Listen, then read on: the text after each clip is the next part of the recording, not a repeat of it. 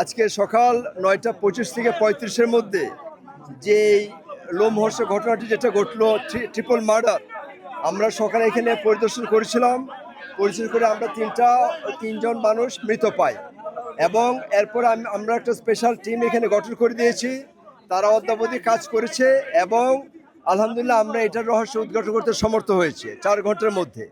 এখানে বাবুল মিয়া নামে হলো যে একজন সে রং মিস্ত্রির কাজ করে এবং হলো যে মাঝে মাঝে কষাইয়ের কাজও সে করে। আমরা জানতে পেরেছি যে ওই বাসায় যে 3জন নিহত হয়েছে তার মধ্যে হলো যে ওই বাসার ভদ্রলোক আব্দুল সাত্তার, তার হলো স্ত্রী সুরাইয়া এবং তাদের কাজের মেয়ে তাহমিনা, এই 3জন হলো ওখানে হলে 3জন হলো মার্ডার হয়েছে।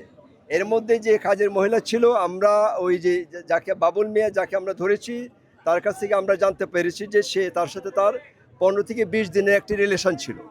এই রিলেশন তার ছিল এবং আজকে সকালে 9টা 25 থেকে 35-এর মধ্যে সে ওই বাড়িতে যায়, বাবুল মেয়ে ওই বাড়িতে যায়। যাওয়ার পরে সে কাজের মেয়েটা দরজা খুলে দেয় এবং তার হয়তো কোনো হলো যে তাদের একটা হলো যে আগে থেকে কোনো অভিসম্মতি ছিল এবং তারা কোনো ফিজিক্যাল রিলেশনশিপের তাদের একটা অভিপ্রায় ছিল। সেই মানে কাজ করতে গিয়ে তার কাজের মহিলার সাথে তার কথা কাটাকাটি হয়। কথা কাটাকাটি হওয়ার এক পর্যায়ে সে হলো যেহেতু তার কসাই, তার কাছে একটা ছুরিও ছিল। এই ছুরি দিয়ে সে তাকে আঘাত করে। এর মধ্যে তার কাজের ওই মহিলা, যে ভদ্রমহিলা সুরাইয়া ছিলেন, তিনি দৌড়ে আসেন এবং সে তাকেও আঘাত করে, তাকেও হলো যে হত্যা করে। এবং এই যে চিৎকার শুনে যে ভদ্রলোক ছিলেন যেটা আব্দুল সাত্তার, উনি হলো যে দৌড়ে আসে, পরে তার সাথে ধস্তাধস্তি এবং সে হলো তাকেও সে হলো যে হত্যা করে। এই হলো আমাদের ইনফরমেশন। হলো যে আমরা আমাদের হলো যে আটক আছে। পরবর্তীতে আমাদের অফিসার এবং হলো যে তাদের হলো যে কর্মপন্থা এবং প্রযুক্তি এইটার সহায়তা নিয়ে আমরা বাবুলকে রায়নগর এলাকা থেকে আমরা তাকে ধরে আনতে সমর্থ হই।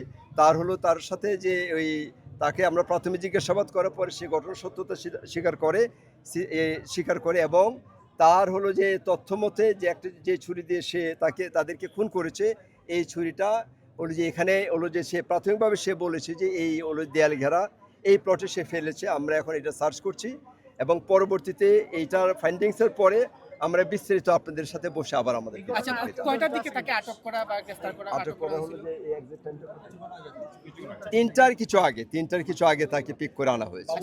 সে তো দরজা দিয়ে ঢুকছিল, মানে সে দরজা দিয়ে যখন সে নক করেছিল আগের থেকে, যেহেতু কাজের মেয়ের সাথে তার রিলেশন ছিল, ওই কাজের মেয়ে সে দরজা খুলে দেয় এবং সে ঘরে ঢোকার পরে কাজের মেয়ে আবার সিটকিনি বন্ধ করে দেয়।